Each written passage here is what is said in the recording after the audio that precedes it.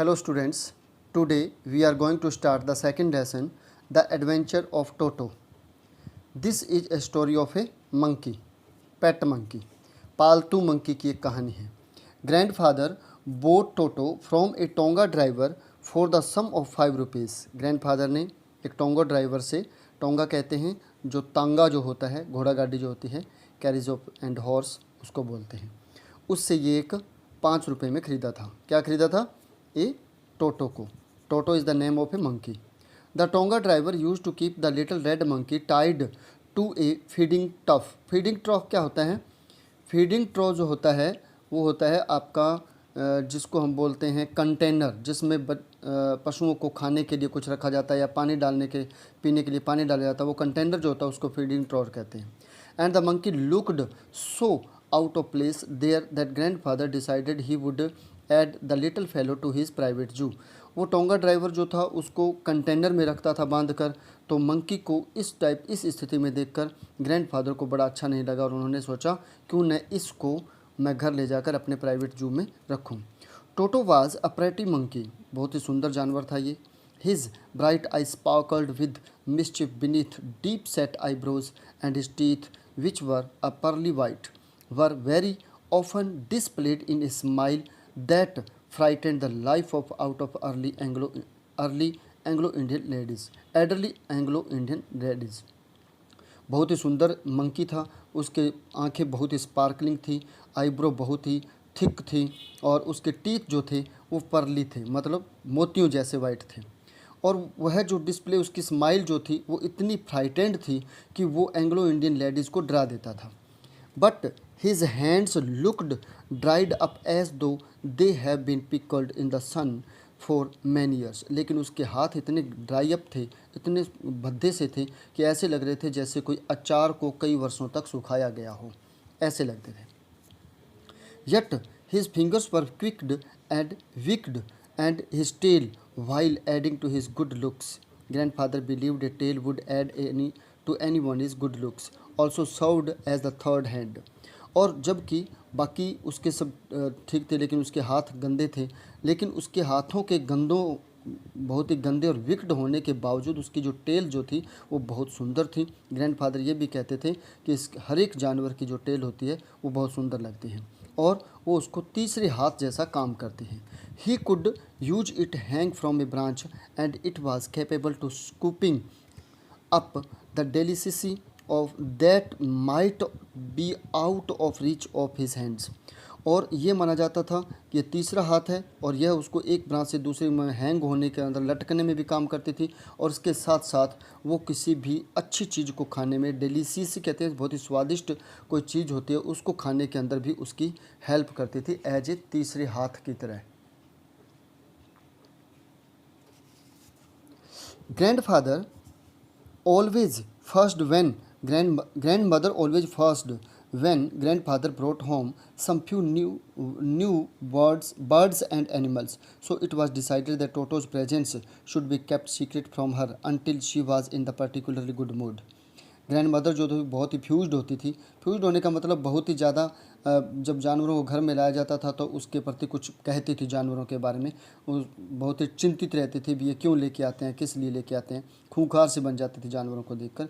इसलिए so it was decided that, इसलिए decide किया गया कि टोटो की जो प्रेजेंस है वो सीक्रेट रखी जाएगी, किसी को नहीं बताई जाएगी और उसको तब बताई जाएगी जब उसका मूड बहुत अच्छा होगा. Grandfather and I put him away in a little closest opening into my bedroom wall where he was tied securely, or so we thought, to a peg fastened into the wall. इसलिए हमने क्या सोचा कि हमें इस टोटो को मेरे ही जो बेडरूम था उसकी एक वॉल के अंदर, पैग बोलते हैं खुंटी को, खुंटी रोप कर, खुंटी को फास्टन करके उसके अंदर कील को लगाने के बाद वॉल के अंदर उससे टाइड अप करके छोड़ दिया था, बांध के उसको मेरे बेडरूम में छोड़ा गया. और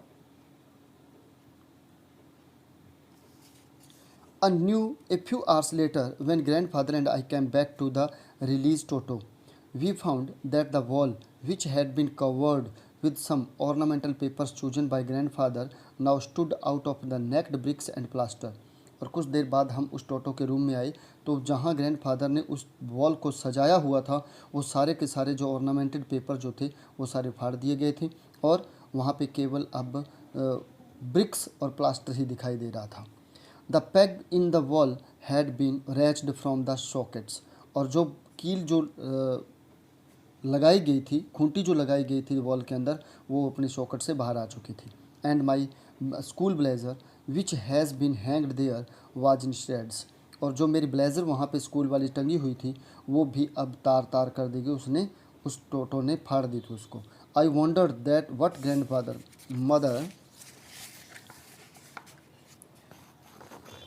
what grand mother would say, और मुझे ऐसे लगा कि मेरी ग्रैंड मदर अब क्या कहेगी। बट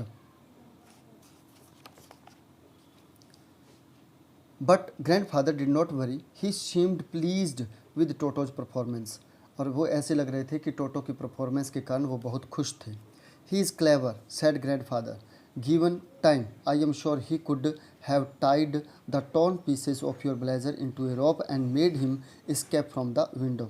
और ग्रैंडफादर ने कहा कि वो बहुत चतुर है, और इतना चतुर है कि अगर उसको टाइम मिल जाता तो वो तुम्हारे जो ब्लेज़र जो है उसको फाड़ कर जो पीस बनाए थे उन पीस को का रोप बना देता, यानी वो जो लीरें बनी हुई थी उनको वो गूंथ कर रोप बना लेता और टाइड अप करके वह रोप के सहारे से इस विंडो से भाग जाता।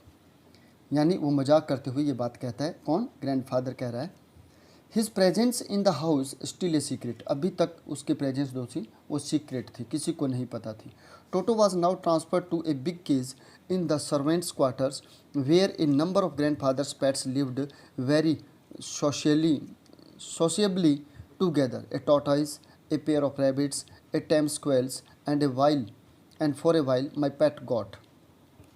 बेटा इस नीचे कर दे थोड़ा सा। अब क्या था कि उसकी प्रेजेंस जो थी अभी तक सीक्रेट थी। टोटो को अब वहाँ से ट्रांसफ़र करके एक बिग पिंजरे के अंदर, एक बिग केज के अंदर सर्वेंट्स के जो क्वार्टर्स थे उनके अंदर रखा गया, जहाँ पर उसके अदर पेट एनिमल्स भी रहते थे। बड़े ही सामाजिक रूप से सोशेबली टुगेदर रहते थे वो, जिसमें एक टॉर्टाइज था, 2 रैबिट थे और एक पेयर जो है स्क्वेरल का था, और वहाँ पर एक उनकी पेट गॉट भी थी।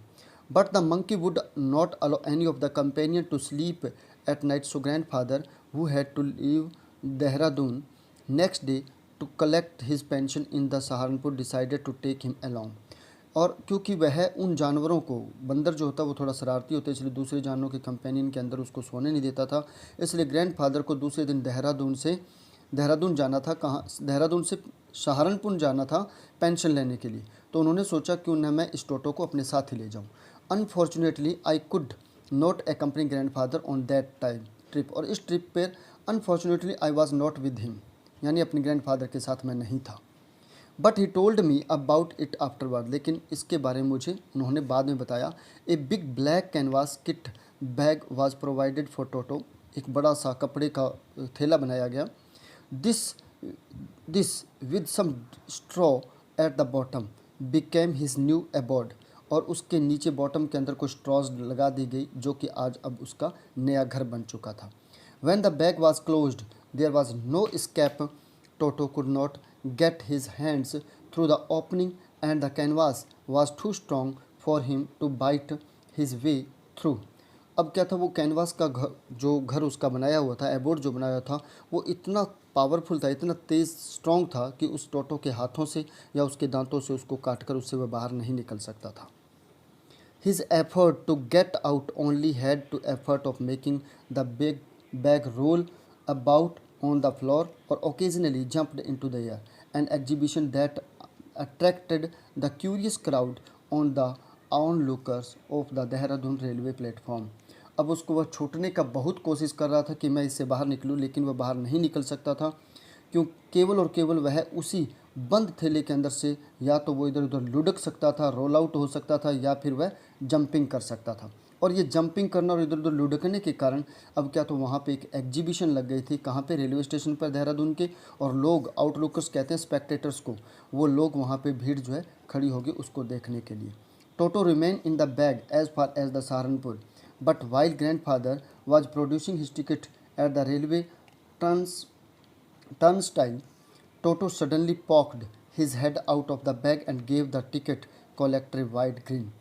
अब तो वो उसको लेकर पूरे सहारनपुर तक पहुंच गए थे, लेकिन जब सहारनपुर रेलवे स्टेशन से बाहर निकले, यानी रेलवे टर्न स्टाइल होता है जब बाहर निकलने वाला गेट होता है वहाँ पर निकले, तो अचानक से टोटो ने अपना हेड उस बैग से बाहर निकाल लिया और वहाँ पे जब टिकट कलेक्टर खड़ा होता है उसने उनकी तरफ बड़ी ही मिस्चीवियस स्माइल दी, यानी शैतानी भरी एक हंसी उनकी आई।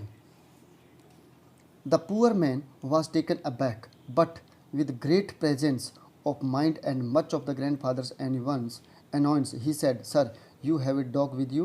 You shall have pay its accordingly."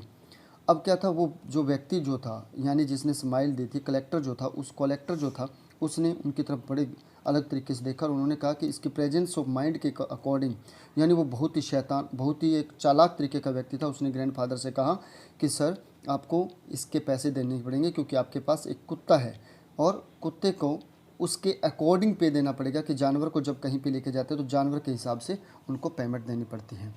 So today we have done our half lesson of this second lesson, and in the second part we will do the next rest part of this lesson. Okay, thank you.